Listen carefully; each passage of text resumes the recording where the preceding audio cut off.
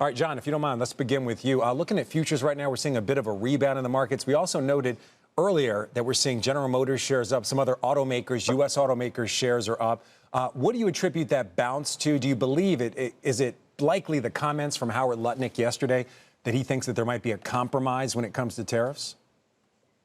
I think, Frank, most certainly is expectations that there will be something forthcoming relatively sooner than later that will be related to Canada and Mexico.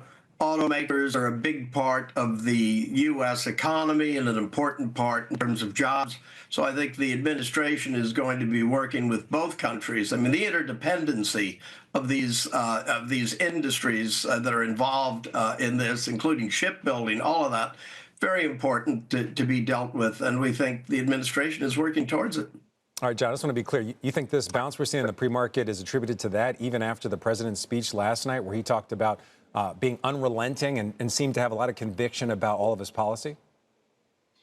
I do think so, and the reason for that is I think the more difficult areas will likely be dealing with China, with Europe, and individual countries around the world. That'll be more. It'll take more time in terms of coming to agreements related to making a competitive stance for U.S. workers and U.S. businesses fairer than it has been in a long time.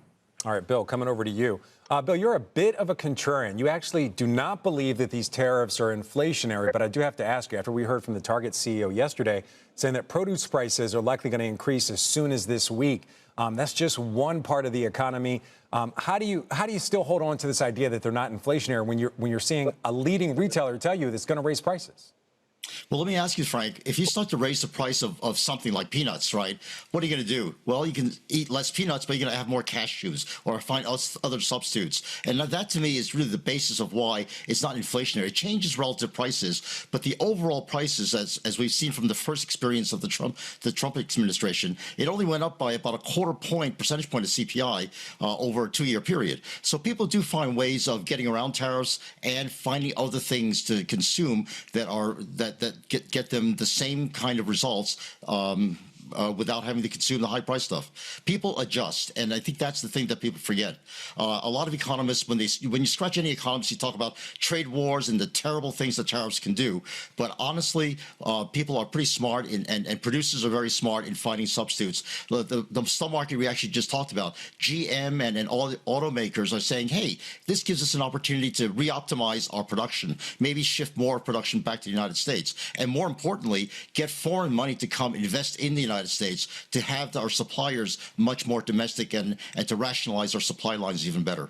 All right, so to that point right now, we're looking at the automaker stocks right now in the pre-market, seeing Ford, GM, Tesla, all moving higher. I believe Stellantis was the best performer, up over, I believe, about 5%, but it just went by for a second. So, Bill, I do have to ask you, so if you're saying that people are smart and they just work around these tariffs, then why would we see a bounce today on a compromise? If the tariffs aren't in fact inflationary and they're not as disruptive to the market as many people think, then wouldn't the idea of a compromise, wouldn't that just kind of be news but not impactful to the markets? And instead, we're seeing Frank, what looks to be a rebound, and John believes it's due to this idea that there's a compromise.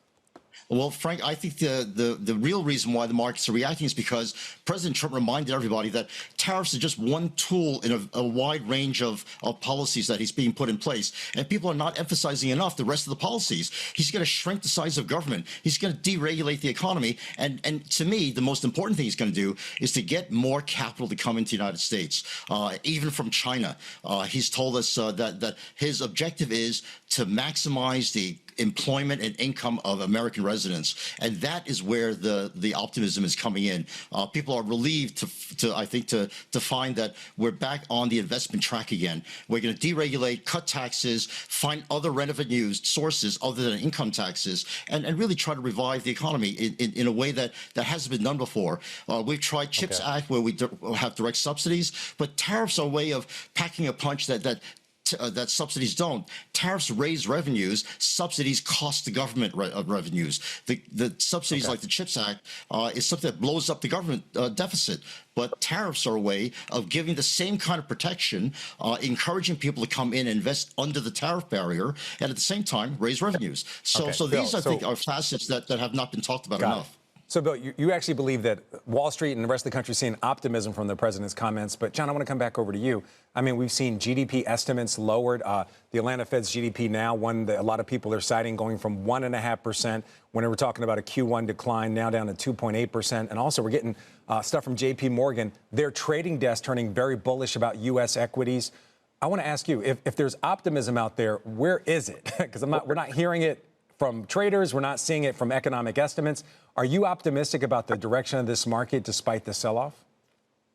Yeah, we are very much optimistic about where the economy is going. I think what is fairly well understood by business and many investors is the fact that this is, for once, in terms of the national debt, we're not kicking the can down the road, but rather addressing it to an extent that has not been done by any administration, either side of the aisle that we can recall in recent years.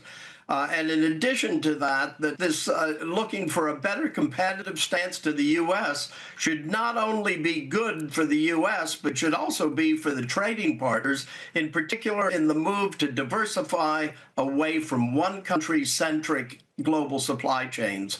And the more countries you have involved, the more you'll have competition.